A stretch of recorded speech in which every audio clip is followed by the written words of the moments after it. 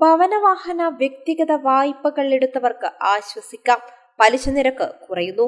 2 തവണ പലിശ നിരക്ക് നിലനിർത്തിയ റിസർവ് ബാങ്ക് പണനയ സമിതി ഇക്കുറി അടിസ്ഥാന പലിശ നിരക്കിൽ 0.25% കുറവ് വരുത്തി.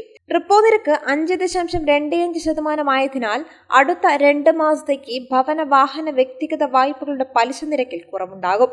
വായ്പകളുടെ പ്രതിമാസ തിരിച്ചടവോ തിരിച്ചടവ് കാലയളവോ കുറയാം. പണപ്പെരുപ്പം ഉയരാനുള്ള സാഹചര്യം കൂടി കണക്കിലെടുത്താണ് RBIയുടെ തീരുമാനം.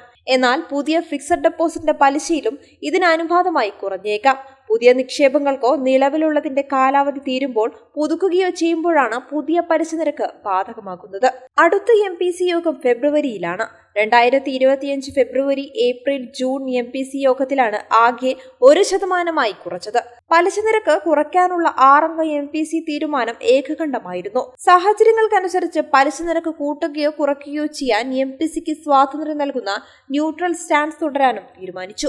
ഇക്കുറി പലിശ നിരക്ക് സംബന്ധിച്ച തീരുമാനമെടുക്കാൻ MPCക്ക് പ്രയാസമായിരിക്കുമെന്നാണ് സ്റ്റേറ്റ് ബാങ്ക് ഓഫ് ഇന്ത്യ ഗവേഷണ വിഭാഗം കഴിഞ്ഞ മാസം അഭിപ്രായപ്പെട്ടത്.